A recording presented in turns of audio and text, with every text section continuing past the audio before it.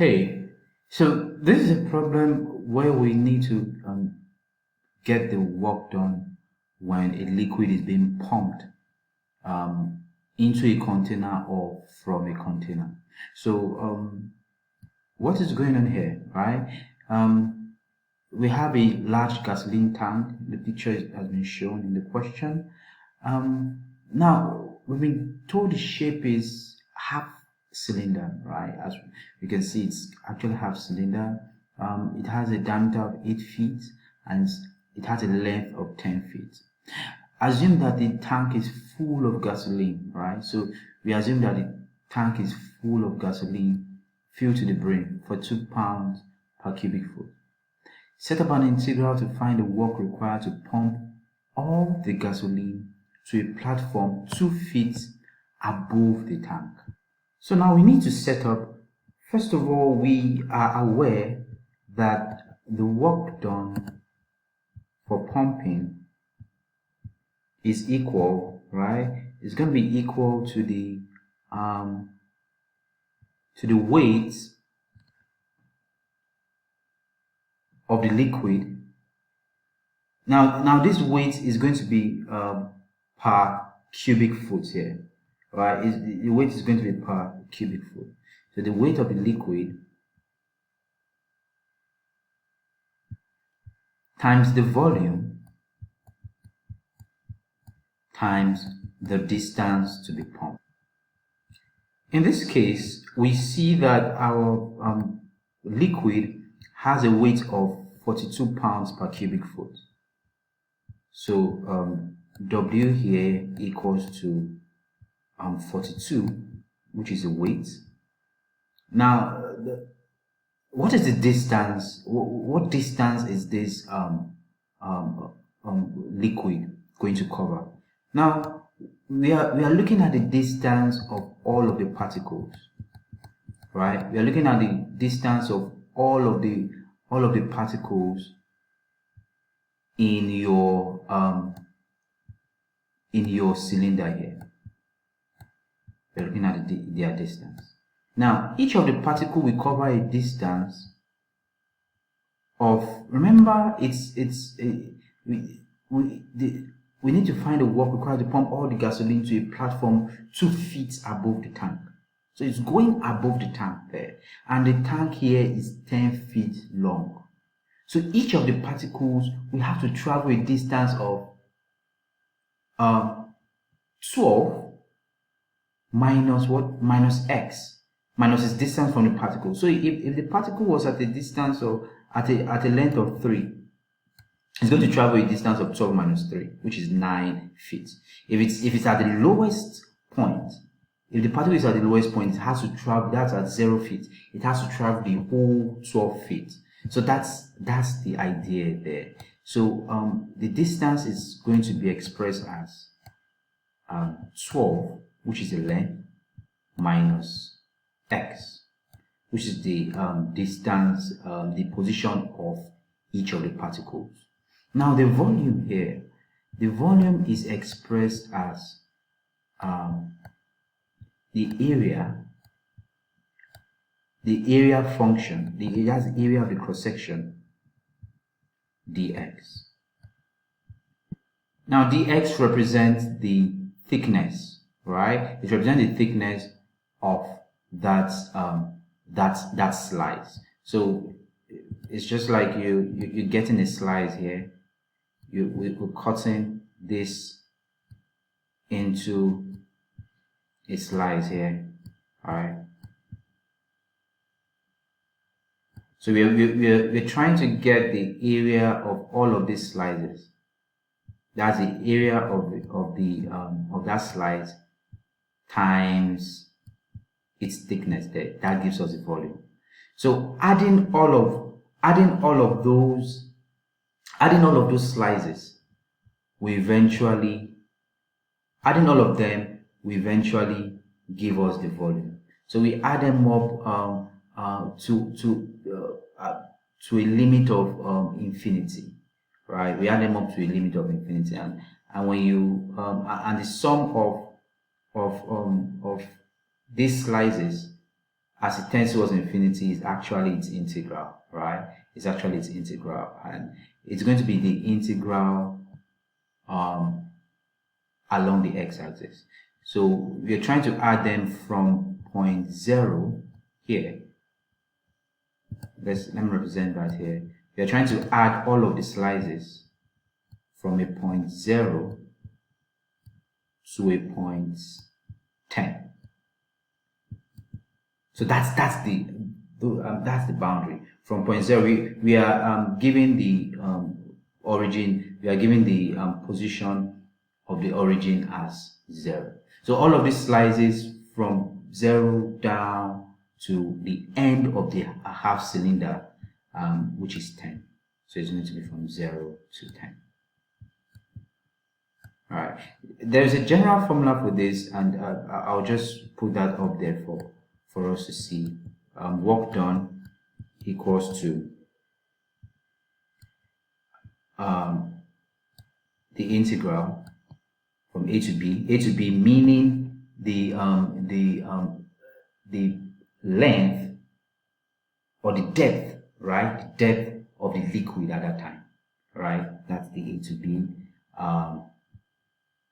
Rho g, which is the weight of the liquid, times L minus X. L is the length to which we are pumping it to. So L is the distance from the origin to where it's going to, minus X. X is the position of each particle at that time, times the area function, right? dx. So this is a general formula which you can apply anytime. But of course, I've taken you through how this integral came to be. Okay, proceeding here. So do we have our area function? We do not have that. So we need to get that. So the area function is going to be, now look at the slides. It's good to express it diagrammatically so that you can understand what you're going for. Now you can look at the slides. That slide is what shape does that cross section have? It has a half circle. So it's going to be pi r squared divided by 2. That's the area of that cross section there. Do we have our radius? Yes, we do. The diameter is 8 feet, so the radius is going to be 4 feet. So 4 squared divided by 2. So our area function is going to be equal to 16 divided by 2 is 8. It's going to be 8 pi. That's our area function. So what we're just going to do is we're going to plug it into the integral. From 0 to 10. Okay, 42, which is the weight of the liquid, times 12 minus x times 8 pi dx.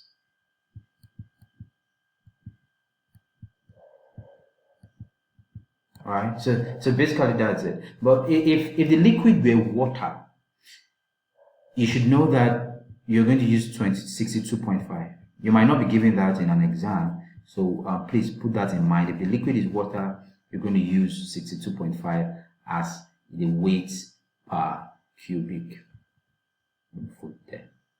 So proceeding. Now this question just wants us to, we are told not to evaluate the integral, but of course some questions might require you to evaluate the integral, so let's just go ahead and do that. But if you stop at this, you'll be given full marks. All right, proceeding here, W equal to, let's try to expand that. We can bring 42 out. When you see something like this, bring out the constants. The constants are 42 and 8 pi. So they are all constants. And since they are multiplying themselves, we can extract it from the integral. If they were adding themselves, we'll have to integrate it, but they are multiplying themselves, we can take them out. So we have 336 pi. That's 42 times 8 pi gives us that. 12 minus x, right? dx. Now get the integral 336 pi